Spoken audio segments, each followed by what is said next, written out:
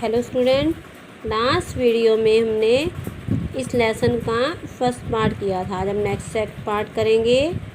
हमारा next topic है कारक। कारक क्या होता है?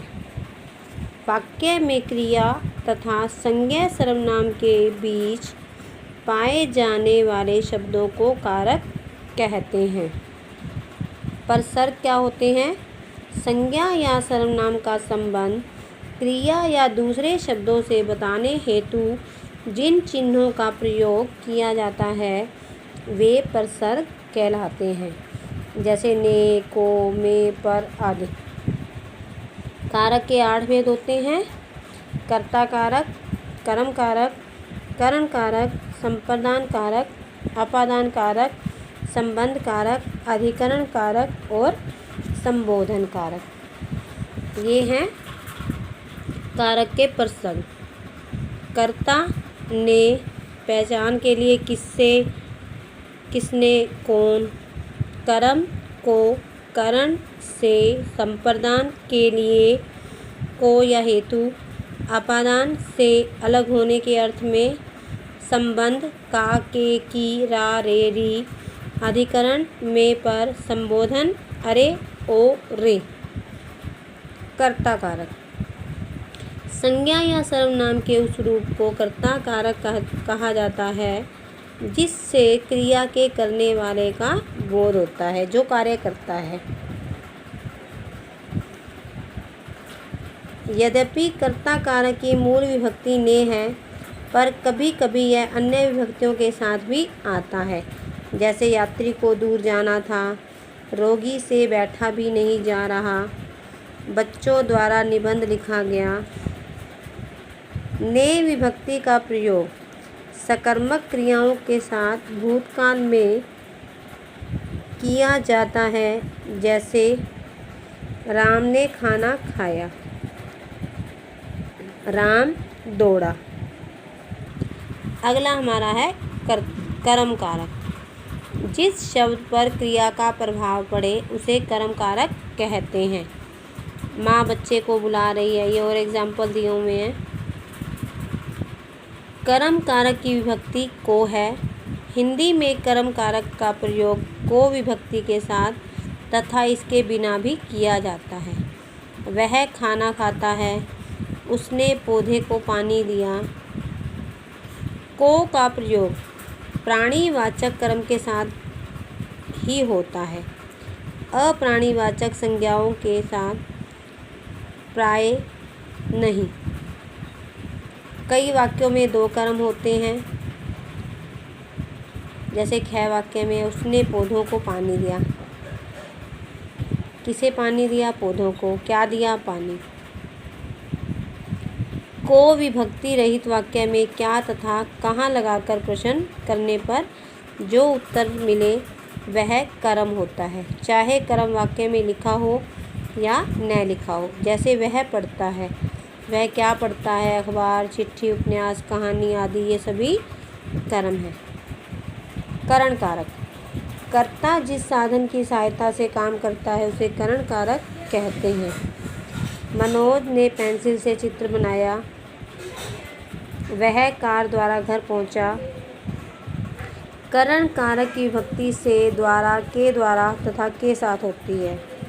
से विभक्ति का प्रयोग केवल साधन के रूप में नहीं किया जाता, बल्कि कारण आदि का बोध कराने के लिए भी किया जाता है, जैसे वह तपेदिक से मरा। करण कारक की पहचान के लिए क्रिया के साथ किससे, किसके साथ तथा किसके द्वारा प्रश्न करने पर जो उत्तर प्राप्त होता है वह करण कारक है। अगला हमारा है संप्रदान कारक। कर्ता द्वारा जिसके लिए कुछ किया जाए या कुछ दिया जाए उसे संप्रदान कारक कहते हैं। गाय को रोटी दो। संप्रदान कारक की विभक्ति के लिए, के वास्ते तथा को है। जहाँ देना अर्थ का बोध हो वहाँ संप्रदान कारक होता है। संप्रदान कारक की पहचान के लिए क्रिया के साथ किसे, किसको तथा किसके लिए प्रश्न करने पर जो उत्तर मिलेगा वह संप्रदान कारक है। अपादान कारक संज्ञा या सर्वनाम के जिस रूप से किसी दूसरी वस्तु का अलग होना पाया जाए उसे अपादान कारक कहा जाता है। मयंक घर से बाहर जा रहा है, मेज से गिलास गिर गया। अलगाव व पृथकता के अलावा निम्न भाव भी अपादान कारक से व्यक्त होते हैं। पेड़ से पत्ता गिरा। अपादान कारक की विभक्ति से है।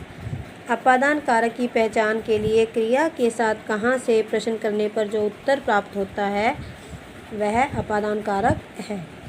संबंध कारक।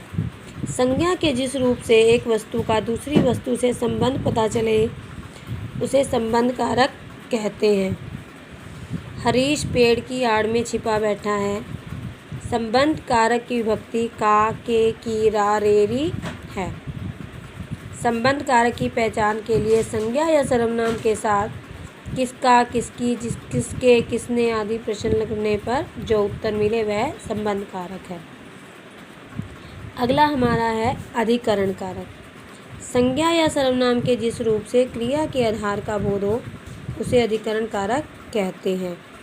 हम शाम तक घर में बैठे रहे। अधिकरण कारक की विभक्ति में तथा पर है। अधिकरण कारक की पहचान के लिए वाक्य में क्रिया के साथ कहाँ प्रश्न करने से जो उत्तर मिले वहाँ अधिकरण कारक होता है। संबोधन कारक।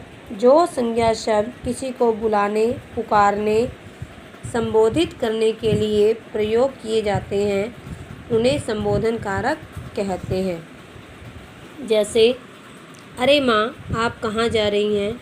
हे अर्जुन आत्मा अजर अमर है। करण कारक और अपादान कारक में अंतर। इन दोनों कारकों का विभक्ति चिन्ह से है, परंतु करण कारक से चिन्ह का अर्थ सहायता या द्वारा होता है, जबकि अपादान कारक का चिन्ह से पृथकता मतलब अलग होने को प्रकट करता है। मुनिया कलम से लिखती है, खान से कोयला निकलता है, अलग हो रहा है ना। वह रेल से कोलकाता गया, वह कोलकाता से वापस आ गया। कर्म कारक और संप्रदान कारक में अंतर। कर्म कारक में जिस शब्द के साथ को जुड़ा होता है उस पर क्रिया का फल पड़ता है। जैसे मोहन ने अपनी बहन को पढ़ाया, लड़कों ने पुस्तक को पढ़ा। संप्रदान कारक के चिन्ह को का अर्थ के लिए या के वास्ते होता है, जहाँ किसी को कुछ देने के लिए के वास्ते के निमित्त आदि होता है। हरीश रमेश को गणित पढ़ा रहा है, गरीबों को भोजन दे दो। यहाँ पे कर्म हो रहा है, यहाँ पे किसी के लिए किया जा रहा है। देने का अर्थ होता है ना, वहाँ पर संप्रदान कारक होता है। संज्ञा शब्दों की रूप रचना। संज्ञा शब्दों के रूप लिंग और वचन के अनुसार कारकों में परिवर्तन हो जाते हैं। यही रूप परिवर्तन शब्द रूप रचना कहलाती है। ये आप स्वयं रीड करोगे। वाक्य में क्रिया तथा संज्ञा सर्वनाम के बीच पाए जाने वाले संबंधों को कारक कहते हैं। कारक चिन्ह को प्रसर्ग कहते हैं। कारक के 8 भेद हैं: कर्ता, कर्म, करण, संप्रदान, अपादान, संबंध, अधिकरण व संबोधन। करण कारक में से का प्रयोग साधन के रूप में होता है, जबकि अपादान कारक में से का प्रयोग अलगाव, डर, लज्जा आदि भाव बताने के लिए किया जाता है। संबोधन कारक चिन्ह का प्रयोग संज्ञा शब्दों से पूर्व होता है। ये आपका लेसन कंप्लीट हो चुका है। आपने ये लेसन अच्छे से रीड करना है और एक्सरसाइज ट्राई करनी है।